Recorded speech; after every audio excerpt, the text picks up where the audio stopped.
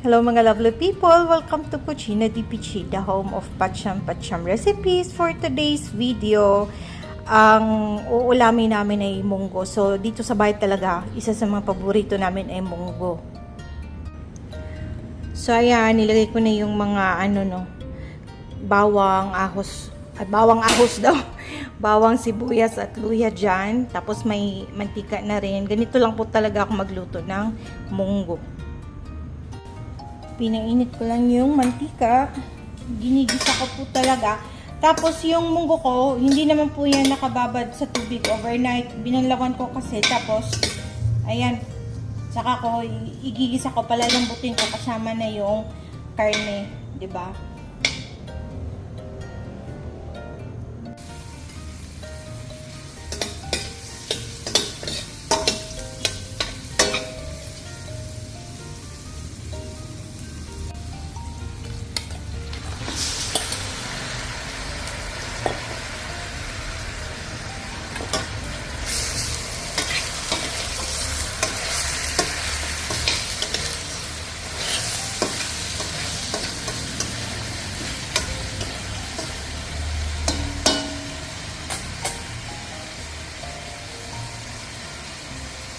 Asin.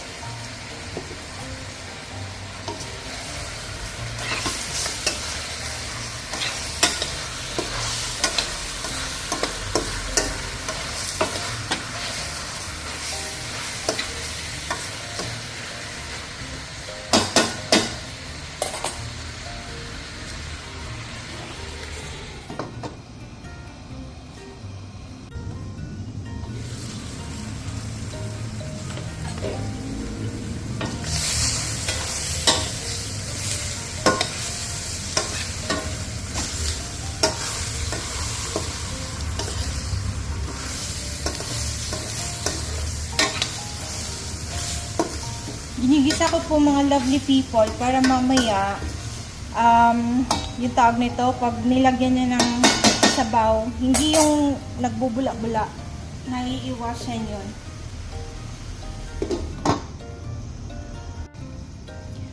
Check na ako, hindi na nagdugo-dugo. Ayan, kaya na siya. By this time, nasabi ko ba isang buong pata yung ginamit ko? Lagay ko na itong munggo. O, diba? Sino nagluluto ng munggo dyan na kagaya nitong pinagagawa ko? Tapos, dagdagan ko kaya ng konting tubig. Ulit lang po. Yung tubig. Hindi naman yung over.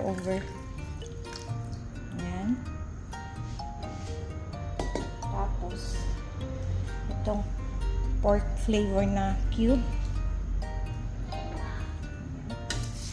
So, mga 1 hour po, malambot na yan sila.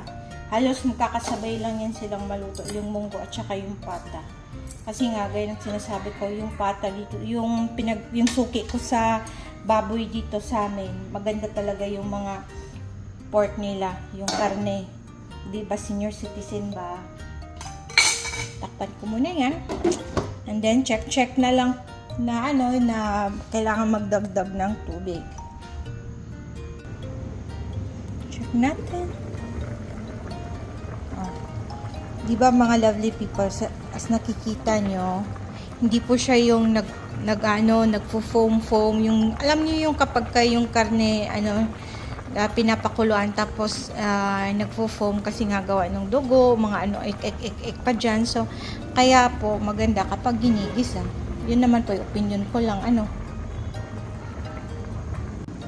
Takpan ko pa ulit. Kailangan na dagdagan ng tubig. Merong warm water, mas maganda. Para mas mabilis kumulo agad.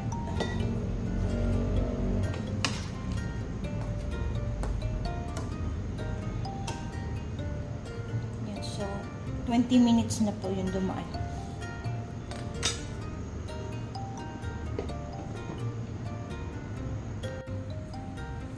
After 40 minutes. Yan, konti pa talaga. Mga 1 hour lang okay na to sila. Tapos 15 minutes bago patayin yung stove, yung apoy. Lalagay ko na yung kalabasa and then pinakahuli na yung tinangkong. Tinangkong ba tawag sa Bisaya, no? Takloban na po na to. So, ayan po mga lovely people, 15 minutes bago nga yung stove, yung apoy.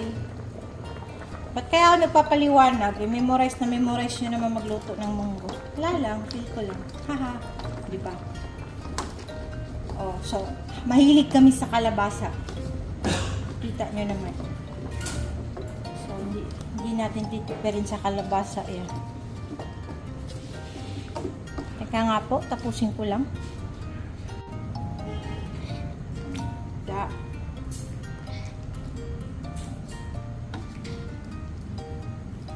Ayan. Tingin ko lang maluto yung kalabasa. Tapos tangkong at saka sibuyas dahon na lang. Tansya ko naman ay luto na yung kalabasa.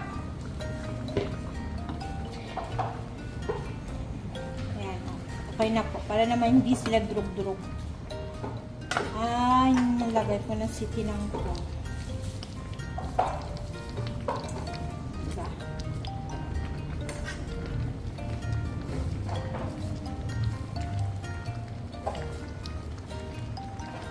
At saka yung mamaya yung sibuyas daw. Takpan ko lang to saglit na mga 1 minuto para lang maluto yung kangkong. Diba?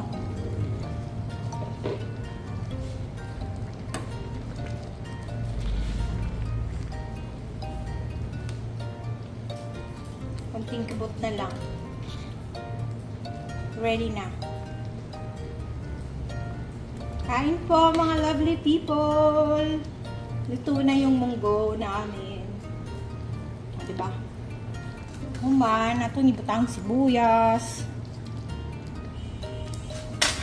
Sibuyas dahon ba? So, Bisaya deko ha mga lovely peeps. Pwede na yan.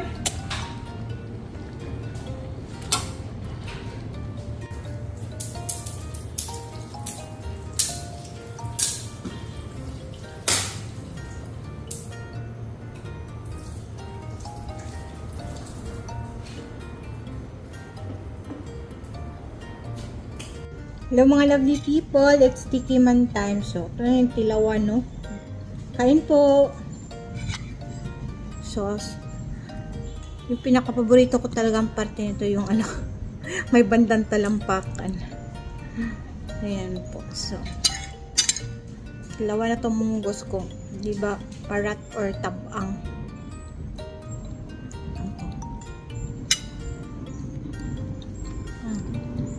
Lami.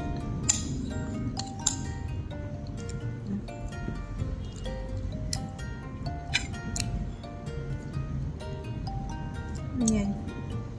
Init pa.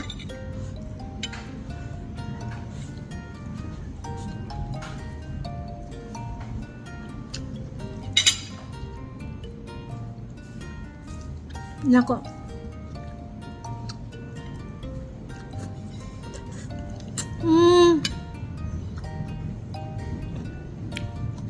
Init yun. Nakapasok.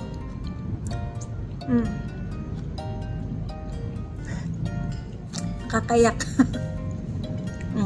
Lami unta pero init kayo. Again.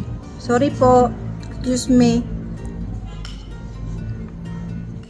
Ba't ko naman din kasi pinagpilitan isubo, no? Alam namang mainit. Ay, talaga naman. Kasi para makapag-end na sa sa content sana. Ayun. Ayun, yung kalbasa. Anyway, mga lovely people. Wala naman tayong maraming chika dito. Kasi nga, alam nyo naman magluto ng munggo. Thank you na lang po for watching. At saka ingat po kayo lagi. At enjoy cooking mga lovely people. Hanggang susunod po. Dito lang sa Cucina di Pichi. Dahon po recipes. God bless. Keep safe, mama. Enjoy cooking again. Mwah.